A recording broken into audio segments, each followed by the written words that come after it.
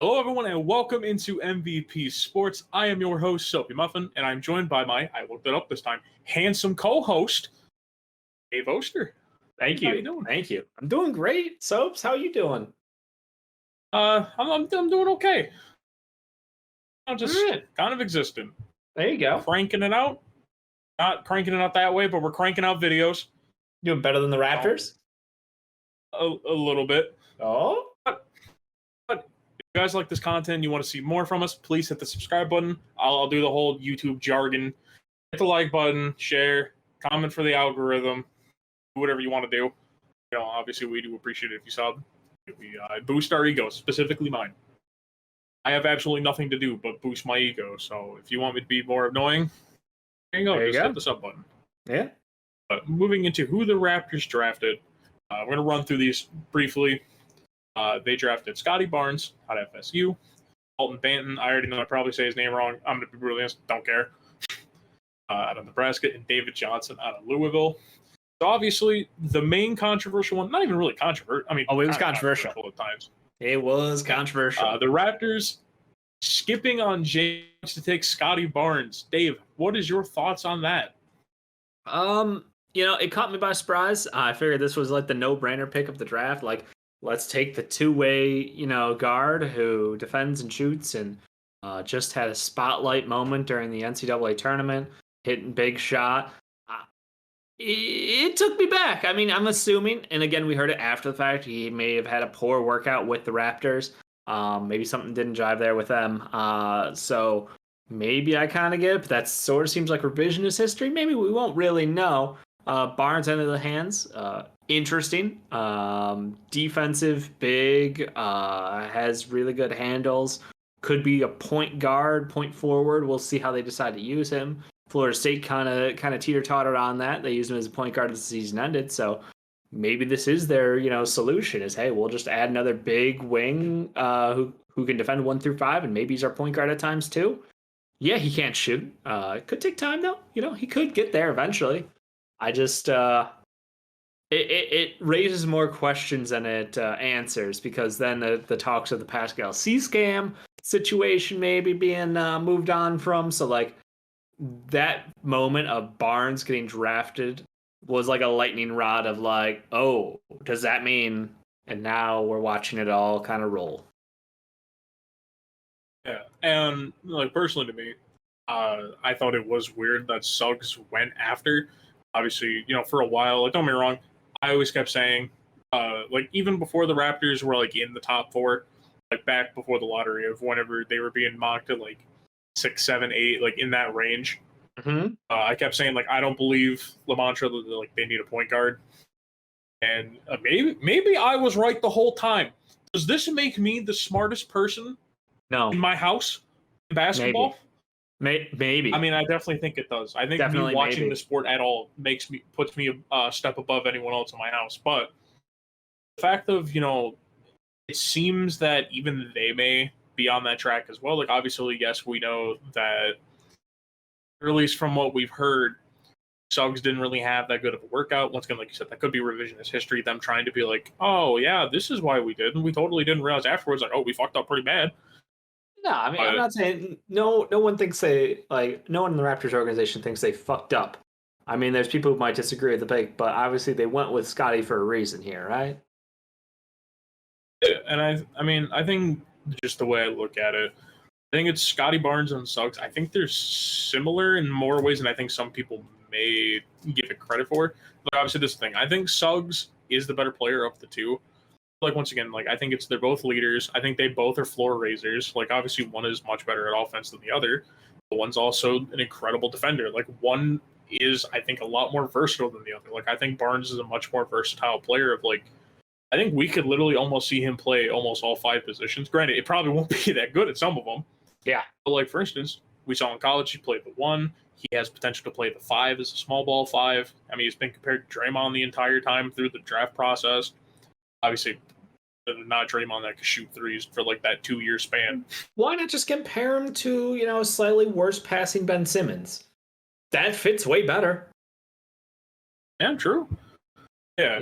I think it's just a that's why I kind of view it as like I don't view it as that bad of a thing. Like I know there are some people that on Twitter like freaked out. They're like, "Oh my god, the Raptors fucked up." It's like, well, no, Barnes isn't bad. Yeah. I think it's just a lot of people kind of stick to that mantra of like, if you can't shoot, you're not good. The only thing is he's gonna most likely be playing a position he doesn't have to shoot. We'll see. We'll see. I mean, this is a Raptors team with a lot of interesting roster moves to still make. So they might need scoring from him at some point. I do think it kind of is a perfect situation, though. If there's one team for player development, the Raptors in the past half decade have been one of the best teams at developing young talent. So I'm very hopeful for him. I think that they got a great staff for it. Their player development is just on like absolutely like leaps and bounds ahead of the average NBA team. So, if there's a chance he's going to learn to shoot, that is the place to put him. Yeah. And kind of moving on to their later picks, Dalton Banton. I'm going to be brutally honest, really don't know much about him. The only thing I know about him is that a spider in our Discord may as well just be him. I think it is. Like, he was, they were really speaking it into existence there near the end.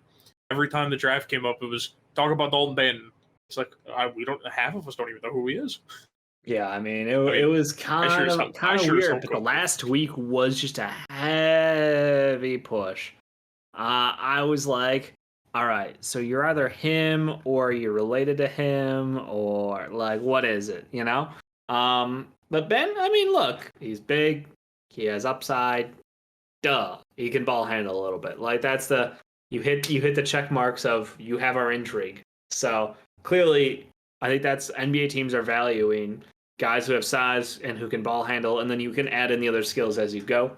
So they have a type. They're rolling with it. I have no problems with the pick. I wouldn't have taken him, but again, I didn't know too much about him up until about a week before the draft, But yeah. He was in our Discord, so gotta love it. I mean, hey, you always gotta love when people are, pushing their stock up. Yep. But moving into the last pick, David Johnson. This was a guard that I kept hearing, like, kind of just sprinkled near, like, I think in my mock. My most recent one, I never made a video for it, and that's also just because I didn't really want to. Yep. Just because when I made mine, it was like Ricky and Jake had both made theirs. I didn't want to have to, like, have, like, a last-minute, like, editing thing for it. I think I had David Johnson at, like, 35, I think is where I had him. Yeah, it seems fair. Like, I mean, I think he's pretty good to be able to get in the second round, especially with where they got him. Yep. I'm trying to remember, and obviously, if I misremember this, understand, I don't have the position they were drafted at in front of me. I mean, I do, but I'm lazy and don't want to read. Ricky knows I don't like reading. If it involves reading, it ain't happening. True. But let me just see, with Raptors, yeah, he went like 46th. Like, or not 47, my bad. I got getting mixed up. But like with 47, I think that's a really good spot to get value for a guard. Now, I almost wonder if they're not planning on playing Scotty Barnes at the 1, like, do we see a rotation of, like, do they try to play Dad Van Vliet at the 1, or they kind of stick to playing him at the 2? I mean, hell, is he even on this team by the end of the year? It comes back to what are they going to get for Kyle Lowry in a sign-in trade if that happens. I would guess that, Van Vliet would be the de facto assume if Lowry walks for nothing. If they get Dragic out of it, then Dragic can start for them. I think Scotty Barnes you roll out there as like a 4-5 kind of tweener somewhere in between, and you just go, wing heavy. I think they've got a lot of potential, but I also think that like this is a team they're not good enough to be competing for a championship, but they're not bad enough to be back at the top of the draft again. So they took the guy, who has the highest upside in their mind. And I get you. 6'9" guys, maybe 6'10", by the time he's done growing, with ball handling, facilitating skills like this, don't come along. Don't fall to you too often. So you take the rare prospect. I got no problem with it. And David Johnson, I'm with you. I think Johnson was a good pickup late in the draft. Like, I think, hey, bench developmental guard, let him play out. He's got good size. Nothing wrong with it. All right. If you had to give them a grade, where would you place it? Because I think for mine, I'm going to give them about, I'm going to say B+. You're reading my mind, Soaps. You are reading my mind. I had B+ locked in before you. I'm calling it out right now. Look, I'm not super upset about the Suggs thing. I rationalized it. I'm good with it. I'm more kind of questioning like, could they have done something different in the second round? And by the time you're thinking about second rounders, pretty good draft. I mean, that's usually more of an afterthought. This is just one of the most loaded draft classes we've seen in the last couple of years. So second rounders still have a very high impact chance, especially in a team known for developing their second rounders and giving a fuck about that. So I'm pretty good with this. I think B plus is absolutely fair. All right, that's gonna end this video. Thank you guys so much for watching. Obviously, if you want to join our community, you can talk to us about this draft. You can talk about how Dalton Banton is in Discord. You can interact with him. Yeah, you could. I mean, hey, there's always you could interact with the first famous person in MVP. So there you go. True. You get to do that. You could also support us at the monetary value at patreon.com/MVP vids. There we have 4 tiers: bronze, silver, gold, and platinum. Obviously, each one of them having their own benefits to it. Or if you want to just do it straight to YouTube, you can do a member. You can become a channel member. If I could ever speak English is apparently hard. Never knew. But you can be a channel member. Basically, it's the same thing as Patreon, but this time just through YouTube itself. That's the end of the video. Thank you guys so much for watching, and I will see you guys next time. Shout out on the two-way for Justin Champagny.